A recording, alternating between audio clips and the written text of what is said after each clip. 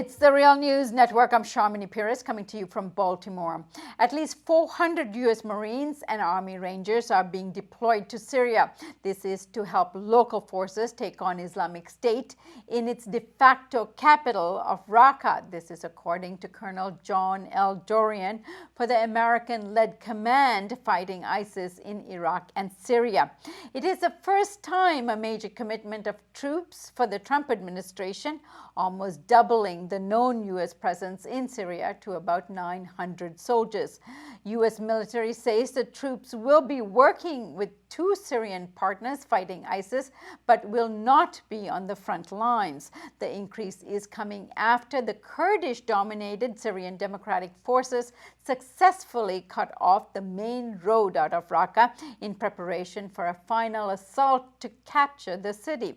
Joining us today to discuss the potential implications of this is Vijay Prashad. Vijay is the George and Martha Kellner Chair in South Asian History and Professor of International Studies at Trinity College. He's also a regular contributor here at the Real News Network.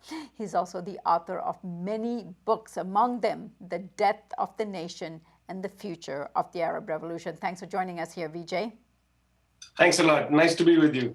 Vijay, the operation to retake the city of Raqqa from the Islamic militants is said to parallel that of the retake of Mosul. Now, the toll on human life was, of course, devastating in Mosul. So looking at that example, what can we really expect in terms of human devastation to be as they surge into Raqqa? Well, in Mosul, the United Nations has estimated that there are about 200,000 displaced people from the city. And it appears that the city has taken a very great hit from the attempt to take it away from the Islamic State. So, it's not easy to take cities back, as we have seen over the course of these last few years. The fight to take a city has been breathlessly devastating. Lots of civilian casualties, great number of people displaced. And the fight often turns in the end to street by street fighting, and then fighting over, for instance, water supplies and electricity.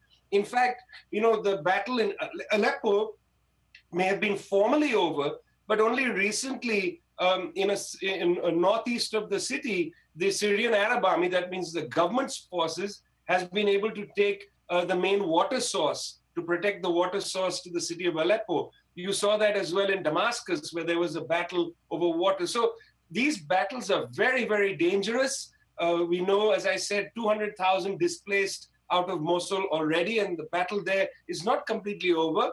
In Raqqa, the figures for how many people are inside the city are not very clear. The city used to be about 200,000 as its population. It's estimated it's about half that size now, which means that, about 100,000 people are going to be at the front lines of a very bloody battle. Vijay, a recent analysis provided for us by Associated Press has argued that U.S. is putting itself in a potentially explosive position in Syria. Some U.S. troops are apparently acting as a buffer zone between Turkish military and the U.S.-backed Syrian Kurds in the northern part of the country.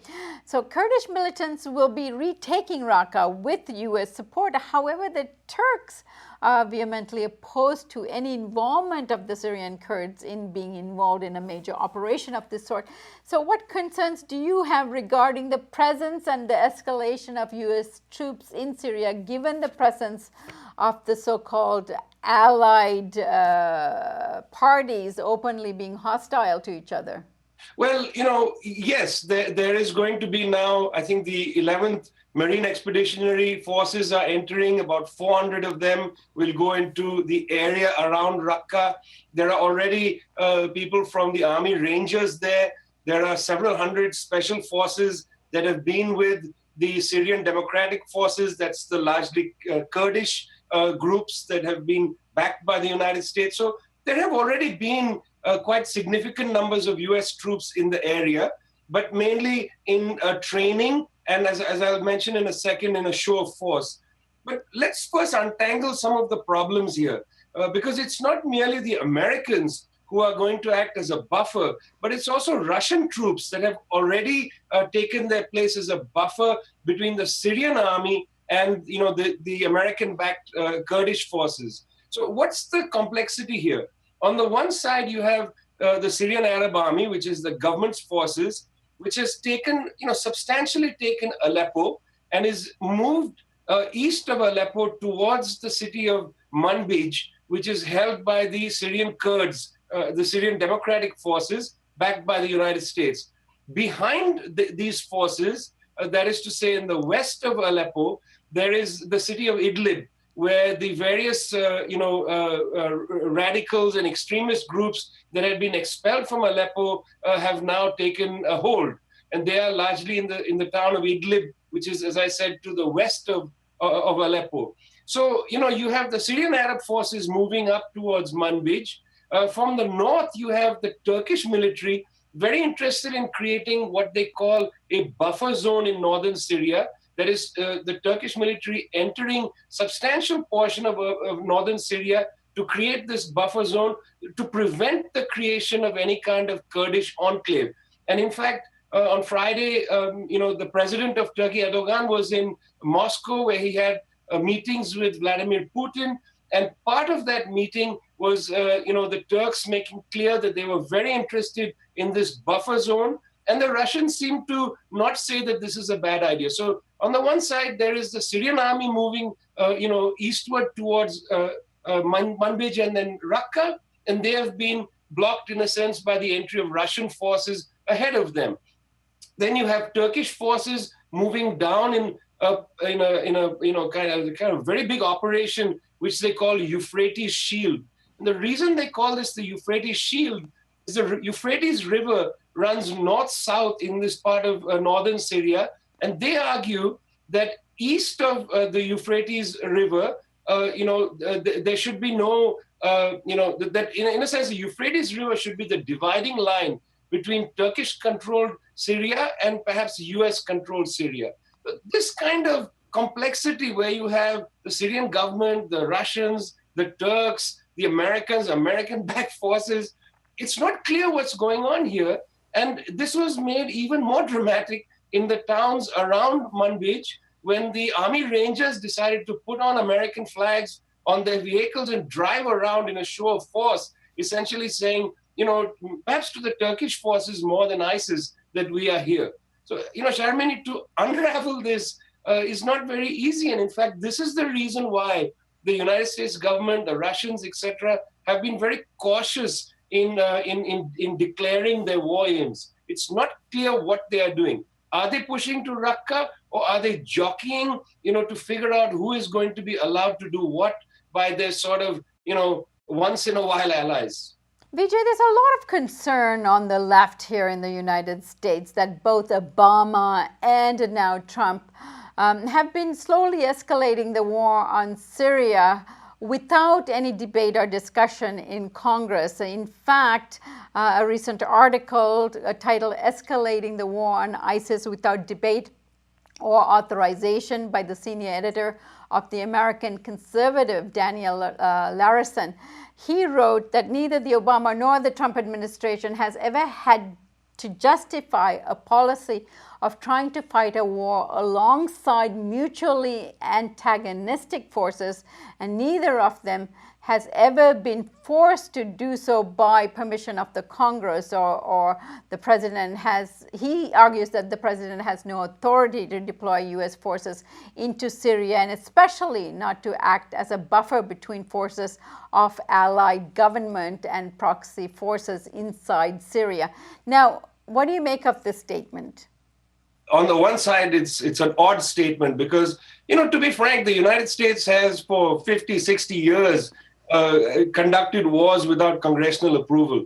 In the 1970s, there was an attempt by a more, perhaps, shall we say, reform-minded US Congress to rein in the CIA with the Church Commission. There were various amendments about preventing proxy funding. And this is why you had the Iran-Contra scandal in the 1980s.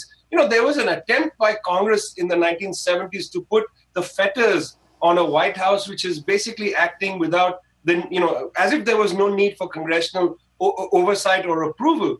Well, since the proxy wars of the 1980s, whether the dirty wars in Central America or the dirty wars in Southern Africa, don't forget the United States backed some very vicious forces in Angola, in the war in Mozambique, etc. And then the culmination of all this was the proxy war in Afghanistan.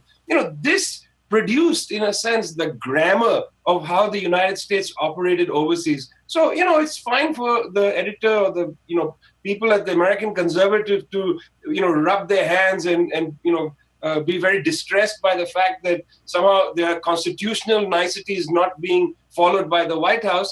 But let's be frank, this American system is thus now that there's a kind of imperial presidency, and there's an easy way to authorize U.S. troops to go and help proxies.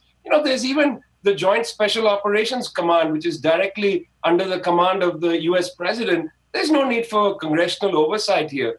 I mean, this is the system that exists. It's too much, I think, or perhaps naive to believe in the ideals of how it should be. Yes, there should be a reform movement in the United States that says that these wars cannot be, done without congressional approval. Yes, there should be a reform movement that says that too much is spent on the military. All that is correct. But I think merely to stand on principle against this is, I think, to go against the tide of a very long and disturbing history. All right, Vijay, we're going to continue our conversation in a second segment, so stay tuned. We're going to talk about Bush's revival. That's George W. Bush. Thank you so much for joining me today, Vijay. Thanks a lot. And thank you for joining us here on the Real News Network.